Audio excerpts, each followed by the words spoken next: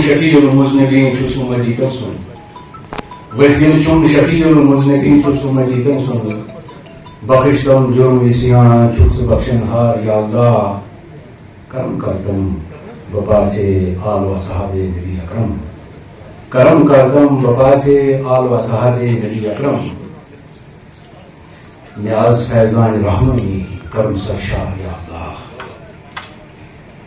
تمس رب الکریم سن ناو ہیت کرو اس کے مجلس کو آغاز یہ سری بول کرنے چھ یا مجلس اندر ہی کشیر ہن اخ ڈیک بورڈ فنکار باہر پائی گلوکار یاد کرنا یعنی استاد غلام حسن صوفی یہ مجلس انعقاد کران Jammu Kashmir academy of art culture and languages اشراق حاصل national society for human welfare.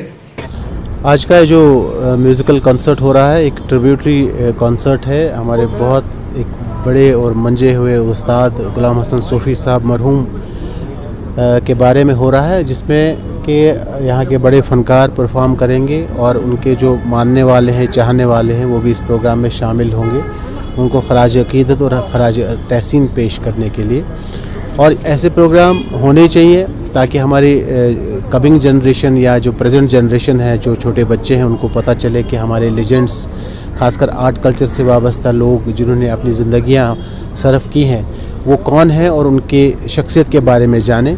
اور ساتھ ساتھ ہی ایک ریوائول آف کلچرل ایکٹیویٹی بھی ہوتا ہے، یہاں کے نئے اور پرانے فنکاروں کو صوفی صاحب کا کنٹریبیوشن جاننے اور ان کے گانے گانے کا موقع ملتا ہے. دیکھیں ہم جو آج کے جو اس دور کے جو بڑے کلاکار ہیں وہ اکثر صوفی صاحب کے گانے گا کر گانے ہی گاتے ہیں اور ان کے ہی کمپوزیشنز کو آگے لے جاتے ہیں. ان کا ایک اپنا مخصوص انداز تھا، ایک سٹائل تھا جو کہ بالکل کشمیری زمین اور کشمیریت سے وابستہ تھا. ان کی شخصیت کو، ان کے سٹائل کو اور ان کی لیگیسی کو آگے چلانا ہی ہمارا مشن ہے. دیکھیے کشمیری زبان کو آگے بڑھانے میں آرٹ کلچر کا ایک اہم رول ہوتا ہے. جب ہم اپنے آرٹ کلچر سے وابستہ لوگوں کو یا انسٹیٹیوشنز کو مضبوط کریں گے تو یہ ضروری ہے کہ زبان بھی ہماری مضبوط ہوگی. اور ہاں گھروں میں بولنے کی ضرورت ہے، بچوں کو کشمیری زبان سکھانے کی ضرورت ہے، یہاں کے آرٹ کلچر اور تہذیب کے بارے میں بتانے کی ضرورت ہے تاکہ وہ دنیا میں کہیں بھی رہے لیکن ان کو یہ احساس رہے کہ ہم پہلے کشمیری ہیں. آج کے میوزیکل کنسرٹس کے بارے میں یہ میں کہنا چاہتا ہوں کہ ہم نے بہت کوشش کی تھی کہ ہم اپنے جو ہمارے فنکار ہیں پرانے جتنے بھی ہیں، چاہے فوک کے ہیں، چاہے لائٹ میوزک کے ہیں، چاہے صوفیانہ کے ہیں، ہم چاہتے ہیں کہ ہم ان کو یاد کریں کیونکہ انہوں نے بہت کام کیا ہے، انہوں نے ہمیں بہت کچھ دیا ہے، انہوں نے بہت کچھ اثاثہ پیچھے چھوڑ دیا ہے جس کو سنبھالنے کی ہمیں بہت ضرورت ہے.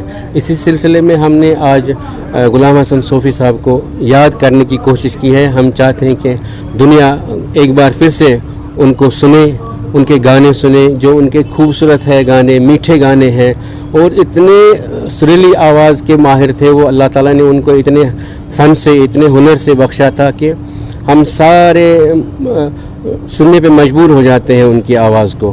تو یہ ہے کہ ہم ان کو یاد کریں، جتنے بھی ہمارے فنکار ہیں ہم ان کو ایک ایک کر کے یاد کرنے کی کوشش کریں گے. اور جو بھی ہماری نئی جنریشن ہے میں ان سے ریکویسٹ کرنا چاہتا ہوں کہ ہمارا جو ورثہ ہے، جو ہمارا چاہے وہ فوک میوزک ہے، چاہے لائٹ میوزک ہے، چاہے ہماری صوفیانہ موسیقی ہے، میں چاہتا ہوں، میں ان سے ریکویسٹ کرتا ہوں کہ آپ ہماری اس اثاثے کو سنیے، ایک بار سنیے، دو بار سنیے، آپ کو ضرور تسلی ہوگی، دل کو بہت اطمینان مل جائے گا. اور ہمیں نہیں بھولنا چاہیے، ہمارے اثاثے کو ہمیں نہیں بھولنا چاہیے. اگر ہم ان کو یاد کریں گے تبھی آگے ہمارا یہ جو فن ہے، یہ فن موسیقی ہے، یہ آگے تک تھوڑا سا یہ زندہ رہ سکتی ہے. ہم اسی کوشش میں ہم لگے ہیں. تو اسی سلسلے کی آج کی گھڑی ہے، ہم نے استاد غلام حسن صوفی کو یاد کیا ہے. آج صرف میری ذمہ داری نہیں ہے، صرف ہم سب کی ذمہ داری ہے کہ ہم اپنے ورثے کو، ہم اپنی زبان کو سنبھالے رکھیں، ہم گھروں میں بولیں. دیکھیں اگر ہم اپنی زبان کو سنبھالے رکھیں گے، جو فنکار ہوتا ہے، جو موسیقی پہ جو گانے والا ہوتا ہے، چاہے وہ صوفیانہ ہے، فوک ہے، لائٹ میوزک ہے، میرے خیال سے صرف وہی ایک یہ کمیونٹی ہے جو اس وقت اپنے لینگویج کو آگے بڑھاتی ہے. ادروائز باقی گھروں میں سب بچوں کے ساتھ انگلش میں بات کرتے ہیں, اردو میں بات کرتے ہیں, کشمیری میں بہت کم بات کرتے ہیں, لیکن یہ بہت غلط بات ہے. اگر ہم اس کو استعمال میں لائیں گے, باقی زبانوں کو استعمال میں لائیں گے, تو اس سے ہماری شناخت ختم ہو جائے گی. زبان ہی ایک ایسی چیز ہے جس سے ہم دوسرے لوگوں سے الگ ہو جائیں گے, اور ہمیں چاہیے اپنے بچوں کو تربیت دیں, سکھائے. اپنی کشمیری زبان اتنی اچھی زبان ہے, میٹھی زبان ہے, ہم اس کو کیوں بھولیں گے؟ ہم سبوں کو مل کے اس پہ کام کرنا چاہیے. آج کا جو میوزک ٹریبیوٹ ہے وہ ہم استاد غلام حسن صوفی صاحب کے لیے کر رہے ہیں, اور جو یہ کر رہے ہیں وہ ہے نیشنل ہیومن سوسائٹی اور کلچرل اکیڈمی. میں بہت شکر گزار ہوں, انہوں نے یہ انیشیٹو لیا ہے کہ ہمارے استاد جو رہے ہیں ان کے ٹریبیوٹس ہونے چاہیے, اور اس سے بڑے پیمانے پہ ہونے چاہیے. تو انشاءاللہ مجھے امید ہے کہ آگے بھی ہوتے رہیں گے. آپ کو پتہ ہے صوفی صاحب کوئی چھوٹے کلاکار نہیں تھے, بہت بڑے کلاکار تھے. ان کو کشمیر کا رفیع بھی کہا جاتا تھا. تو ہم بھی کالج میں ان کو سنتے رہتے تھے. جب ہم پڑھتے تھے تو کالج کے سارے لڑکے ہم انتظار کرتے رہتے تھے کہ اس مہینے ان کا کون سا گانا آئے گا, تو پھر ہم سنتے تھے. اس گانے کے ساتھ 1-2 سال نکل جاتے تھے. ہم کالج دور میں ان کو بہت سنتے تھے, اور جو ویٹ کرتے تھے کہ ان کا نیا گانا کب آئے گا. تو یہ گانا ایک میسیج ہوتی ہے, ایک اپنے کلچر کی میسیج ہوتی ہے دوسرے لوگوں کے لیے. اپنی زبان کو زندہ رکھنے کے لیے سنگنگ بہت ضروری ہے. اس سے ہماری زبان, جو شاعر لکھتا ہے وہ کتابوں میں رہتا ہے, اور گانے سے بہت ایزی ہو جاتا ہے لوگوں تک وہ میسیج پہنچانا, زندگی گزارنے کی میسیج, بھائی چارے کی میسیج. اور جو ہمارے صوفی رہے ہیں انہوں نے ہمیشہ بھائی چارے کی ہی میسیج دی ہے.